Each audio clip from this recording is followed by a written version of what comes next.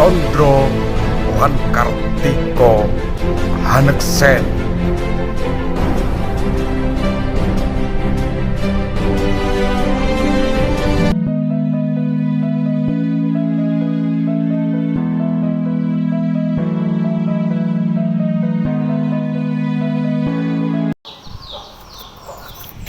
Assalamualaikum warahmatullahi wabarakatuh. Salam budaya, salam rahayu, salam waras.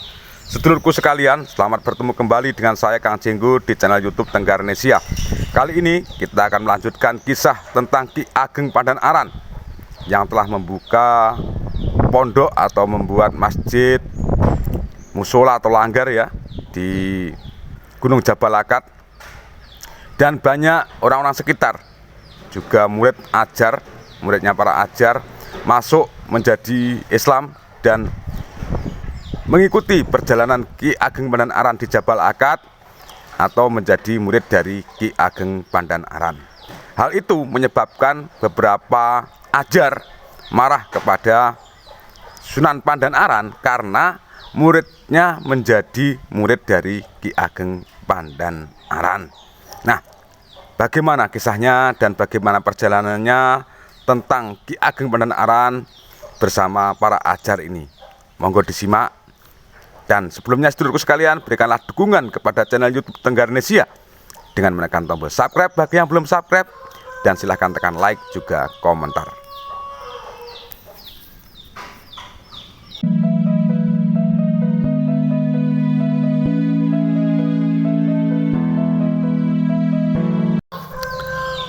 Pada suatu ketika, datanglah seorang gadis cantik yang bernama Endang. Dia mohon perlindungan kepada Ki Ageng Pandan-aran karena dikejar-kejar oleh ajar Prawiro Sakti yang bertempat tinggal di Gunung Batur Agung. Gunung Batur Agung ini terletak di sebelah selatan dari Gunung Jabal Akad. Ajar Prawiro Sakti marah karena wanita tersebut dilindungi oleh Ki Ageng Pandan-aran, sehingga ajar Prawiro Sakti menantang kepada Ki Ageng Pandan-aran untuk beradu kesaktian. Ki Ageng Pandan-aran diberi sayembara oleh ajar Prawiro Sakti yang bunyinya, siapa yang dapat memenangkan pertarungan maka akan mendapat gadis tersebut, dan ajar mengaku takluk. Ki Ageng Pandan-aran menerima tantangan dari ajar Prawiro Sakti dan pertarungan segera dimulai. Segera ajar Prawiro Sakti melemparkan benang dari Gunung Batur Agung dan jatuh di lereng Gunung Jabal Akad sebelah selatan. Sekarang daerah itu disebut Begedat. Dengan aji pameling, ajar Prawiro Sakti menyuruh Ki Ageng Pandan-aran datang ke Gunung Batur Agung dengan melewati benang yang dilemparkan oleh ajar Prawiro Sakti. Dengan ketajaman rasa dan kepekaan hati, Ki Ageng Pandan-aran merasa bahwa benang tersebut merupakan jebakan. Karena itu beliau menyuruh salah satu putut untuk berangkat ke Gunung Batur melewati benang tersebut. Sang putut pun berkata kepada Ki Ageng Pandan-aran, apakah hamba bisa melewati benang tersebut, Ki Ageng?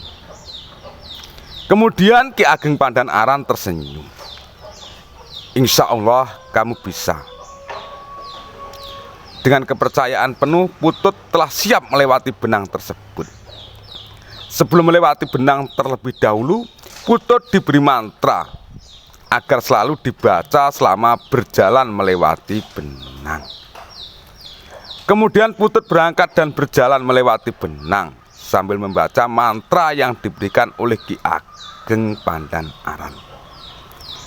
Sesampainya di atas bukit, tiba-tiba dengan kelicikannya ajar Prawiro Sakti, benang tersebut digoyangkan.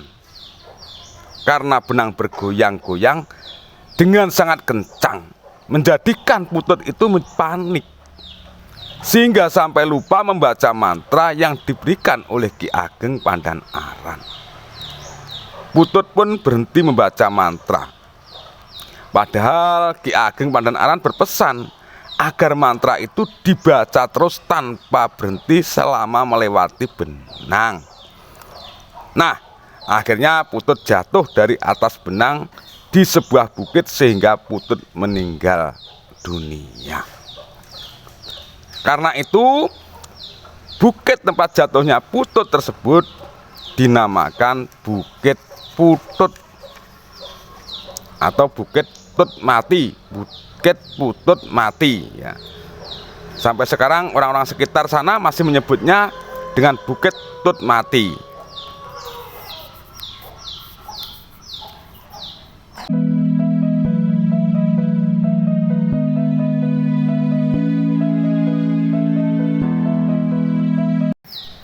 Sedulurku yang berbahagia, melihat Putut jatuh dan mati, Ajar Prawiro Sakti sangat gembira.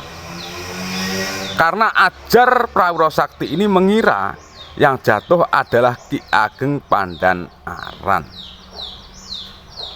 Setelah itu, Ki Ageng Pandanaran mengetahui Putut utusannya mati, maka beliau segera mendekat ke Gunung Batur Agung dengan sekejap. Kemudian berkata, "Hai Ki Ajar, kamu jangan senang-senang dahulu, karena aku masih hidup. Silakan turun, kita beradu kesaktian di bawah, Ki Ajar."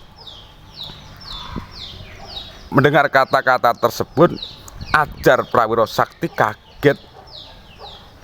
Ternyata Ki Ageng Pandanaran masih hidup. Dengan perasaan gusar dan terkejut, lalu berkata, "Kalau memang Ki Ageng berani, naiklah, saya tunggu di atas." Ki Ageng Pandanaran menjawab, "Ya, tunggulah, saya akan naik." Ki Ageng Pandanaran mulai menaiki Gunung Batur Agung. Melihat hal itu, Ajar Prawiro Sakti segera melempari Ki Ageng Pandanaran dengan batu-batu besar. Namun, melalui daya kesaktian Ki Ageng Pandanaran, setiap batu yang jatuh dari atas dihentikan dengan kaki yang sekaligus dapat dijadikan pijakan untuk menaiki gunung. Hal itu terjadi terus-menerus, sehingga tersusunlah batu-batu itu sampai ke atas dan membentuk sebuah tangga atau ondo. Karena batu pijakan tersebut seperti ondo atau telah menjadi tangga atau ondo ya, maka diberi nama Lokaswatu Ondo. Sesampainya di atas bukit dan bertemu dengan Ajar Prawiro Sakti, kemudian beliau diberi hidangan makanan dan minuman.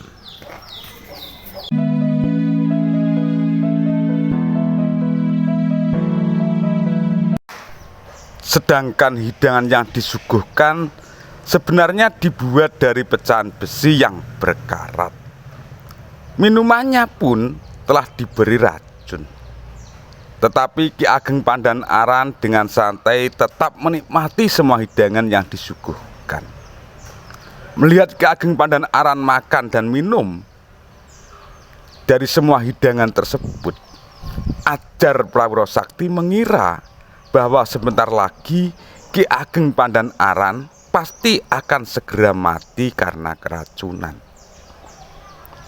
Setelah ditunggu beberapa saat, ternyata Ki Ageng Pandanaran tidak apa-apa dan masih segar bugar. Ajar Prawiro Sakti pun kaget dan heran. Ki Ageng Pandanaran kemudian berkata, "Ki Ajar Prawiro Sakti, dolanan apa meneh sing bakal mbok suguhake marang aku?" ujar Ki Ageng Pandanaran sambil tersenyum. Merasa disepelekan, maka Ki Ajar Prawiro Sakti segera mengambil ikat kepala. Kemudian ia lemparkan ke atas sambil berkata, "Lihatlah, aku punya burung dara. Kalau kamu bisa menangkapnya, aku akan mengaku kalah dan menuruti perintahmu." Ki Ageng Pandanaran tersenyum dan menjawab, "Ya, saya akan mengejar dan menangkap burung daramu." Setelah burung dara terbang tinggi dan tidak terlihat lagi, kemudian Ki Ageng Pandanaran mengambil gamparan atau sandal yang terbuat dari kayu ya, dan segera melemparkan ke atas. Dengan sekejap gamparan tersebut berubah menjadi burung alap-alap. Burung tersebut mengejar burung dara milik Ajar Prawiro Sakti. Tak lama kemudian ikat kepala dan gamparan jatuh dari atas, tetapi posisi ikat kepala tertindih oleh gamparan. Hal itu menandakan bahwa Ajar Prawiro Sakti sudah kalah. Akan tetapi masih saja dia belum mengakui kalah dan berkata, "Saya belum kalah dan belum mau mengikuti perintahmu." Kemudian sambil mengambil ketu atau peci yang bulat dari kain, Ajar Prawiro Sakti berkata, "Sekarang tarilah ketu ini." Kemudian ia lemparkan ketu itu dan menghilang. Dengan rasa sabar, Ki Ageng Pandanaran mengambil gamparan yang satunya dan dilemparkan ke atas. Tak lama kemudian ketu tadi jatuh di tanah dan tertindih oleh gamparan. Hal itu menandakan lagi bahwa Ki Ajar Prawiro Sakti kalah untuk yang kedua kalinya. Tapi Ki Ajar Prawiro Sakti masih merasa sombong dan tetap belum mengakui kekalahannya. Bahkan dia masih menantang lagi dan berkata, "Aku masih belum kalah. Sekarang kita main petak umpet. Saya bersembunyi dulu, kemudian kamu mencari saya." Ki Ageng Pandanaran tetap menyanggupinya. Seketika itu juga Ajar Prawiro Sakti menghilang, bersembunyi di balik batu yang besar. Ajar Prawiro Sakti mengira bahwa Ki Ageng Pandanaran pasti tidak akan tahu. Namun sebetulnya Ki Ageng Pandanaran sudah mengetahui tempat di mana Ajar Prawiro Sakti bersembunyi. Dengan kesaktiannya, batu besar tersebut dapat digulingkan oleh Ki Ageng Pandanaran hanya dengan mencukilkan kaki kirinya. Batu besar tersebut sudah terguling dan Ajar Prawiro Sakti kelihatan. Dalam permainan ini Ki Ageng Pandanaran menang lagi. Batu besar yang digulingkan tadi meninggalkan lubang besar berbentuk sebuah gua. Karena itu sampai sekarang lubang tempat batu itu diberi nama Song Sumilir. Sekarang terletak di Gunung Sumilir, sebelah selatan dari Jabal Akad. Walaupun sudah kalah berkali-kali, Ajar Prawiro Sakti belum mengaku kalah. Bahkan masih menantang lagi dan berkata, "Sekarang kamu yang bersembunyi, aku yang mencari." Ki Ageng Pandanaran menjawab, "Ya, akan aku ikuti apa yang menjadi kemauanmu. Walaupun sudah 3 kali kalah mengadu kesaktian, untuk genap 4 kalinya, kalau kamu masih juga belum merasa kalah, maka kamu lebih baik aku singkirkan." Mulailah permainan itu, dan dengan sekejap Ki Ageng Pandanaran menghilang, tidak kelihatan lagi. Sedulurku sekalian berbahagia, di mana letak menghilangnya Ki Ageng Pandanaran? Penasaran kan? Nah, besok kita lanjutkan lagi kisahnya di mana Ki Ageng Pandan Aran bersembunyi. Apakah Ajar Prapto Sakti juga mampu mencari lokasi persembunyian Ki Ageng Pandan Aran? Tunggu besok. Akhirnya tak lupa saya mohon maaf yang sebesar-besarnya. Tering ungkapan ono rino, ono upo, ono awan, ono pangan. Salam budaya, salam rahayu, salam waras. Wassalamualaikum warahmatullahi wabarakatuh.